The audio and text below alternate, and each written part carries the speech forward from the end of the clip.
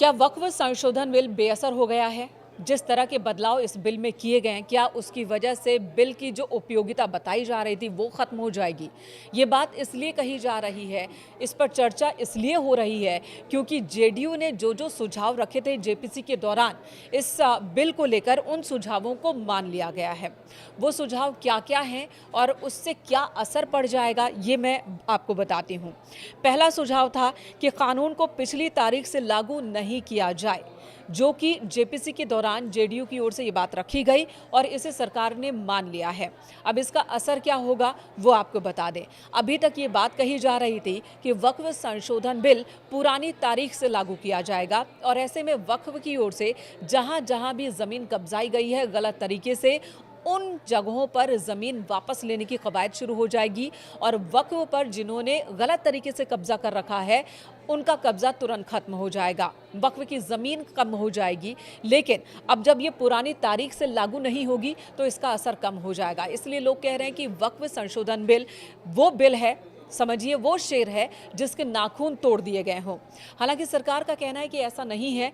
इस बिल में इस प्रावधान को मान लेने के बावजूद भी वो ताकत है कि गलत तरीके से अगर किसी भी जगह पर वक्फ ने ज़मीन पर कब्जा किया है तो उस कब्जे को हटाया जा सकता है। वहीं दूसरा प्रावधान है पुरानी मस्जिद, दरगाह या दूसरे मुस्लिम धार्मिक जगहों से छेड़छाड़ ना हो।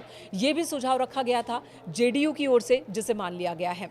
अब इससे क्या अंतर हुआ? अभी तक ये कहा जा रहा था, खासकर मुस्लिम धर्मगुरु और मुस्लिम समाज के लोग कह रहे थे, विपक्षी दल कह रहे थे कि सरकार की नज़र मस्जिदों पर है, मज़ारों पर है, ईदगाहों पर है और उसे ख़त्म कर देना चाहती है सरकार। खासकर ओवैसी बार बार यही बात कह रहे थे।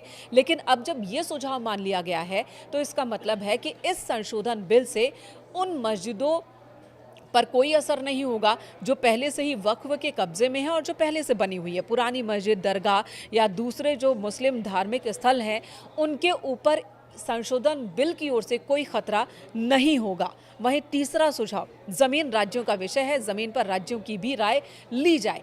इस सुझाव को भी मान लिया गया है। नीतीश कुमार की पार्टी ने ये सुझाव रखा था और सरकार ने उसे मान लिया है। अब इससे क्या अंतर हो जाने वाला है? इससे अंतर ये होगा कि इस बिल की वजह से तुरंत जमीन के किसी भी मामले में एक्शन नहीं होगा और वक्फ से जुड़ी किसी जमीन पर जब कोई चर्चा हो रही होगी, किसी मामले में सुनवाई हो रही होगी, कोई फैसला लिया जाना होगा कि वो संपत्ति, वो जमीन वक्फ के हिस्से में रहे या ना रहे, वक्फ से अगर वो बाहर निकलती है जमीन तो उस पर कब्जा किसका होगा, तो इसका फैसला लेते वक्त राज्य सरकार की सहमति भी लेनी होगी। राज्य सरकार से रायशुमारी करके ही कोई फैसला लिया जा सकता है।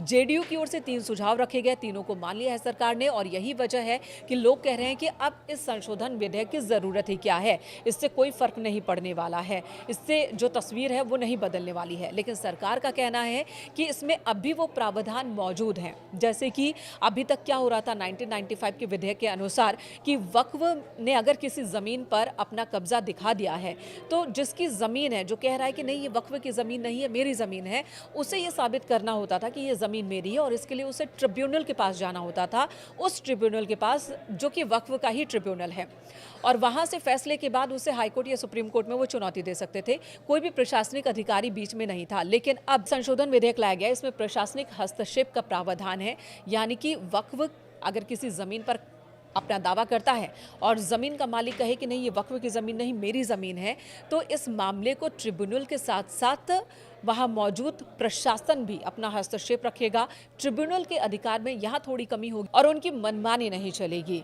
तो तमाम प्रावधान किए गए हैं कि वक्फ के कार्य को पारदर्शी बनाया जाए। तो तमाम ऐसे प्रावधान रखे गए हैं जिनसे वक्फ की कार्यशैली को पारदर्शी बनाया जाए और अगर कहीं गलत कब्जा है वक्फ का तो उस कब्जे से ज़मीन को मुक्त कराई जाए।